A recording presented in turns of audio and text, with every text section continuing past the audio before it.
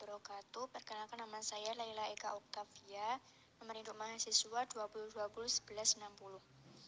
Yang pertama, di sini saya akan menjelaskan yang pertama yaitu sejarah Islam. Islam merupakan salah satu agama resmi. Agama Islam dikenal dengan agama samawi atau agama langit yang dibawa oleh Rasulullah SAW atas perintah Allah SWT. Agama Islam pertama kali lahir di negara Arab, di mana kedatangannya diawali dengan kelahiran Nabi Muhammad. Nabi Muhammad menyebarkan Islam kepada seluruh kaum Arab.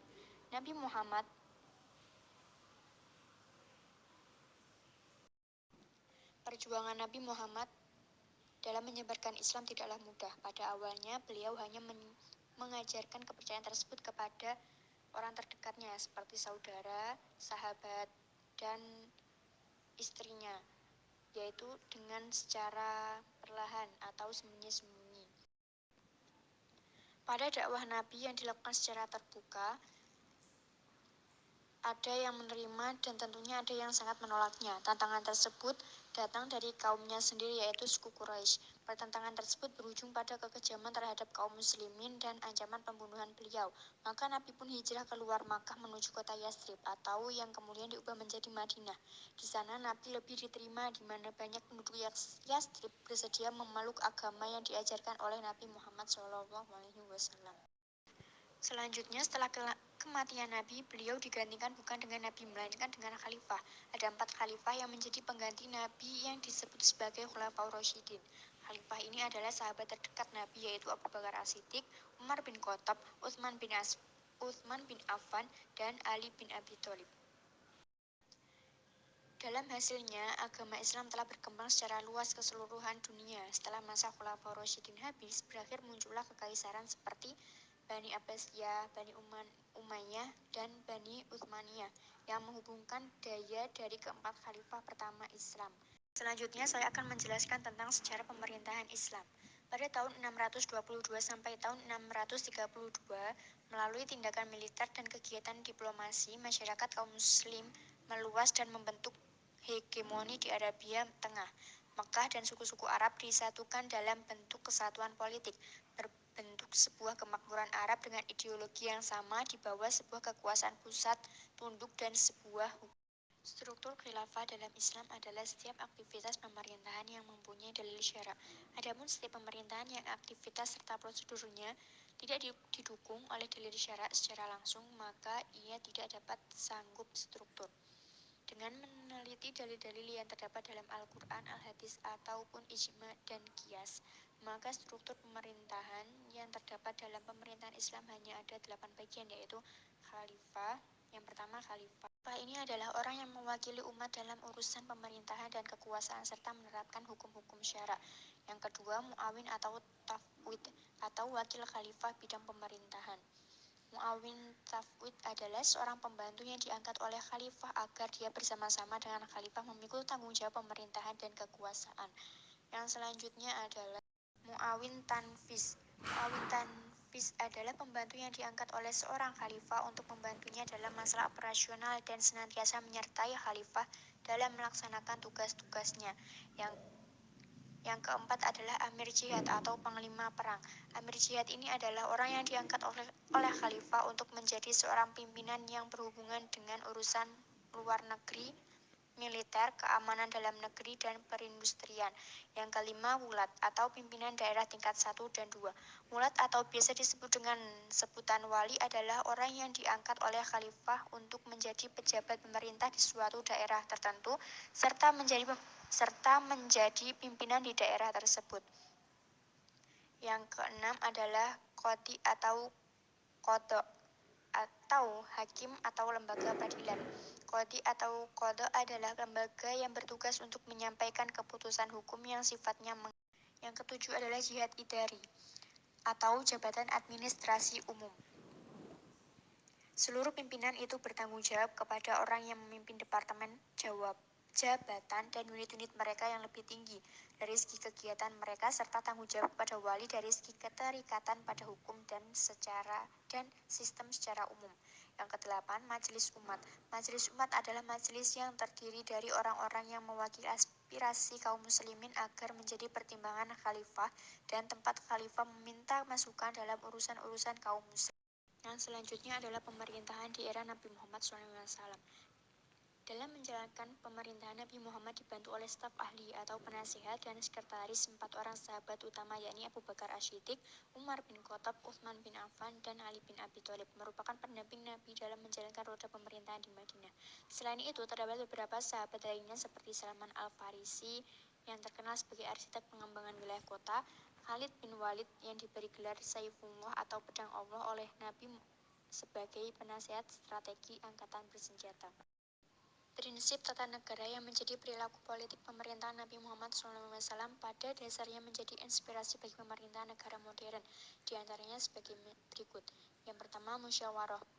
Elemen utama yang menjadi substansi pemerintahan demokratis adalah musyawarah.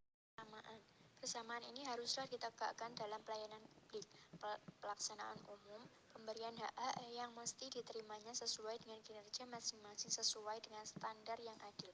Karena itu tidak berlaku nepotisme, gratifikasi yang dapat membawa penyimpangan dalam pelayanan publik bagi seorang pemimpin. Yang ketiga adalah keadilan. Islam menempatkan aspek keadilan pada posisi yang amat tinggi dalam sistem perundang-undangan. Tiada sistem yang lebih sempurna mengungkapkan hal ini melainkan dalam Islam. Yang selanjutnya adalah kebebasan. Allah melarang mengambil hak milik orang lain dengan cara yang batil, termasuk mengklaim milik orang lain dengan membawanya ke pengadilan untuk menguasai milik orang lain. Dengan demikian, nyatalah bahwa sejak masa pemerintahan Nabi, hak-hak asasi manusia sudah ditegakkan. Yang selanjutnya adalah wewenang dan pertanggungjawaban. Pertanggungjawaban kepada rakyat hanya ada dalam pemerintahan demokrasi, sedangkan dalam sistem pemerintahan monarki absolut tidak menjadikan tuntutan, karena raja merasa lebih penting dari rakyat. Sedangkan menurut ajaran Islam, wewenang seorang pemimpin hanya dipatuhi sepanjang konsisten pada kebenaran, tidak menyalahi aturan Allah dan Rasul-Nya. Assalamualaikum warahmatullahi wabarakatuh. Perkenalkan, nama saya Fani Nur Azizah, NIM 20201169. Di sini saya akan menjelaskan masa pemerintahan sahabat Nabi. Rasulullah SAW wafat pada 2 Rabiul Awal 11 Hijriah tanpa meninggalkan surat wasiat kepada seorang pun untuk meneruskan kepemimpinannya atau khalifahan. Sekelompok orang berpendapat bahwa Abu Bakar lebih berhak atas kekhalifahan karena Rasulullah meridhoinya dalam soal-soal agama, salah satunya dengan mengimami sholat berjamaah selama beliau sakit. Oleh karena itu, mereka menghendaki agar Abu Bakar memimpin urusan keduniawian, yakni kekhalifahan. Kelompok yang lain berpendapat bahwa orang yang paling berhak atas kekhalifahan adalah Ahlul Bait Rasulullah SAW, yaitu Abdullah bin Abbas atau Ali bin Abu Thalib. Hingga terpilihlah Abu Bakar. Ia adalah seorang Quraisy yang merupakan pilihan ideal karena sejak pertama menjadi pendamping Nabi, ia sahabat yang paling memahami risalah Muhammad. Bahkan ia merupakan sekelompok as-sabiqunal awwalun yang memperoleh gelar Abu Bakar As-Siddiq. Yang pertama adalah Khalifah Abu Bakar As-Siddiq. Abu Bakar nama lengkap ialah Abdullah bin Abi Quhafa At-Tamimi. Dia memangku jabatan khalifah selama 2 tahun lebih sedikit yang dihabiskannya terutama berbagai masalah dalam negeri yang muncul akibat wafatnya Nabi. Terpilihlah Abu Bakar telah membangun kembali kesadaran dan tekad umat untuk bersatu melanjutkan tugas-tugas mulia Nabi. Ia menyadari bahwa kekuatan kepemimpinan yang bertumbuh pada komunitas yang satu ini yang pertama menjadi perhatian khalifah adalah merealisasikan keinginan Nabi yang hampir tidak terlaksana, yaitu mengirimkan ekspedisi ke perbatasan Suriah di bawah pimpinan Usamah. Hal tersebut dilakukan untuk membalas pembunuhan ayahnya Zaid dan kerugian yang diderita oleh umat Islam dalam Perang Mu'tah. Kebijakan Abu Bakar selama memimpin yaitu pengiriman pasukan di bawah pimpinan Usamah ke Romawi, memberantas pembangkang zakat, kemudian perang Riddah dan pengumpulan Al-Quran, perluasan wilayah ke Irak, Syria, Hirab, memerangi nabi palsu, kekuasaan bersifat sentralistik, legislatif, eksekutif, dan yudikatif, juga hukum dipegang langsung oleh beliau. Wafat pada hari Senin 23 Agustus 624 Masehi. Setelah lebih kurang selama 15 hari berbaring di tempat tidur, ia berusia 63 tahun. Selama khalifahnya berlangsung selama 2 tahun 5 bulan 11 hari. Karena sakit, ia mewasiatkan agar Umar menggantikan sepeninggal. Yang kedua adalah Umar bin Khattab. Umar bin Khattab nama lengkapnya adalah Umar bin Khattab bin Nufail, keturunan Abdul Uzza al-Quraisy dari suku Adi, salah satu suku yang terpandang mulia. Umar dilahirkan di Mekah 4 tahun sebelum kelahiran Nabi Muhammad. Umar masuk Islam pada tahun ke-5 setelah kenabian dan menjadi salah satu sahabat terdekat Nabi Muhammad SAW. Kemudian oleh Rasulullah dijadikan sebagai tempat rujukan oleh Nabi mengenai hal-hal yang penting. Ia dapat memecahkan masalah yang rumit tentang siapa yang berhak menggantikan Rasulullah dan memimpin umat setelah wafatnya Rasulullah SAW.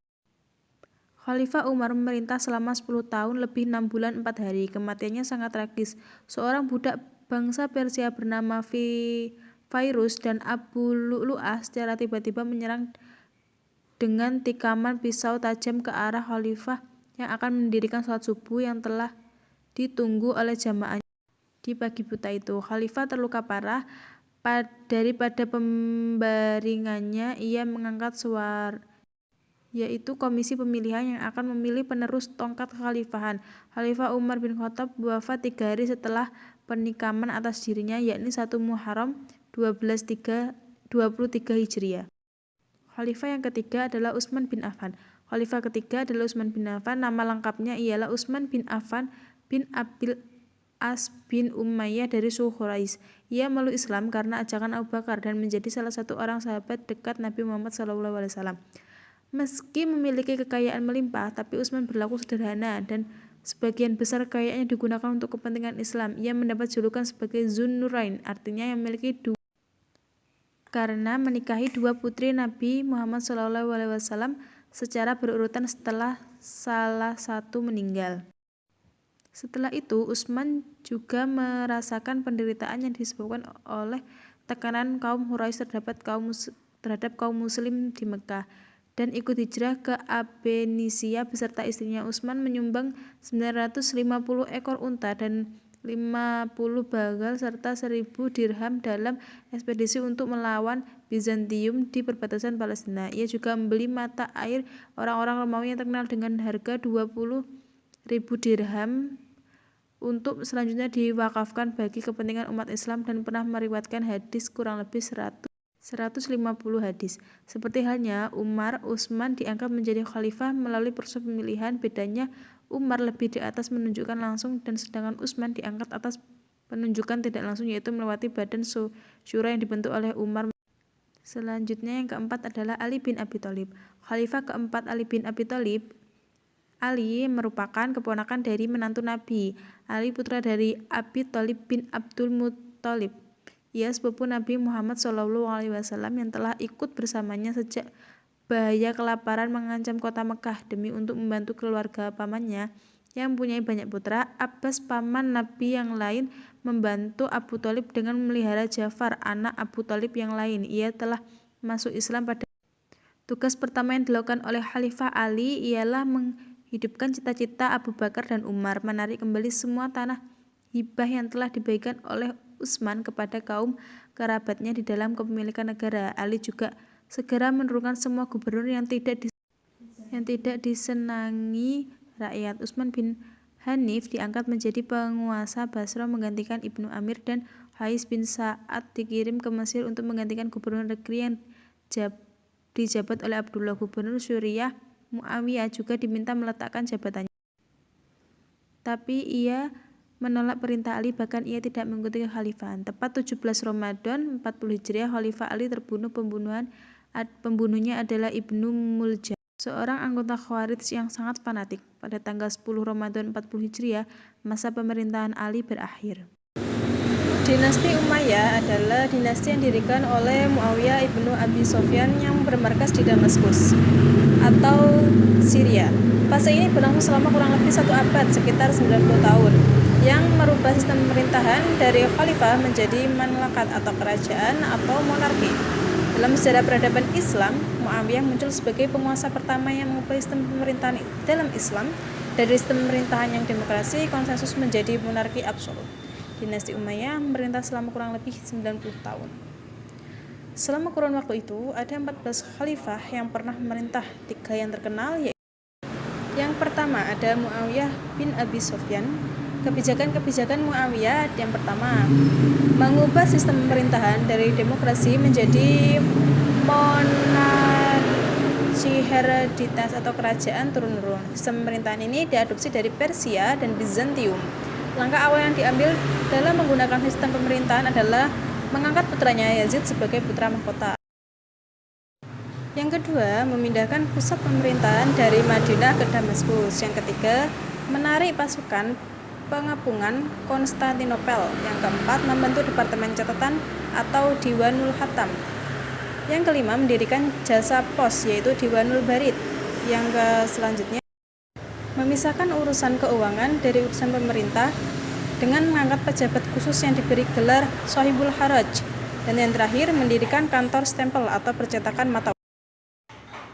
Yang kedua, Abdul Malik bin Marwan. Kebijakan-kebijakan Abdul Malik bin Marwan yang pertama, menggunakan bahasa Arab sebagai bahasa resmi dalam pemerintahan di seluruh wilayah Umayyah. Arabisasinya termasuk Arabisasi kantor pajak dan kantor keuangan. Yang kedua, mencetak mata uang secara teratur. Yang ketiga, penunjukan gubernur dari kalangan Bani yaitu teman, kerabat, dan keturunan. Gubernur tidak diberi kekuasaan mutlak.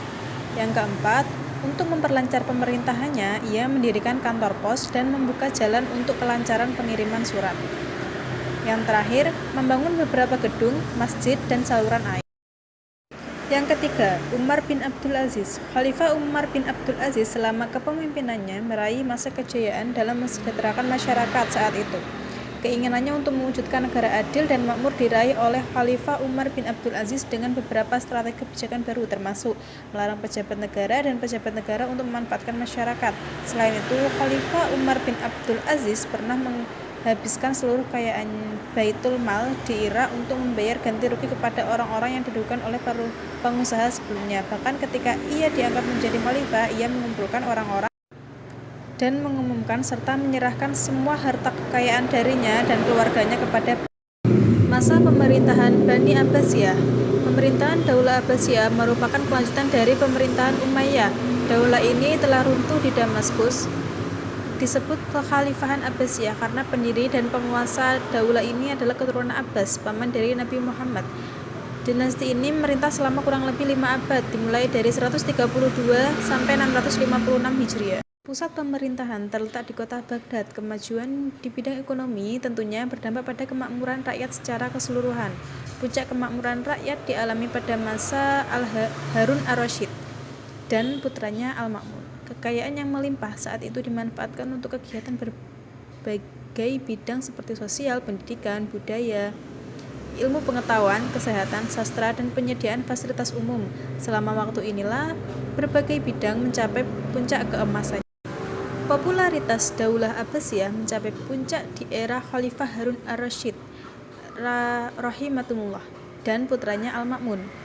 Harun ar-Rasyid memanfaatkan kekayaan negara untuk tujuan sosial dan mendirikan rumah sakit, lembaga pendidikan kedokteran, dan saat itu setidaknya ada 800 dokter. Selain itu juga dibangun pemandian umum, kesejahteraan sosial, kesehatan, pendidikan, sains, dan budaya serta sastra berada di masa keemasan mereka. Selama periode inilah negara Islam memantapkan dirinya sebagai negara terkuat dan tak tertandingi.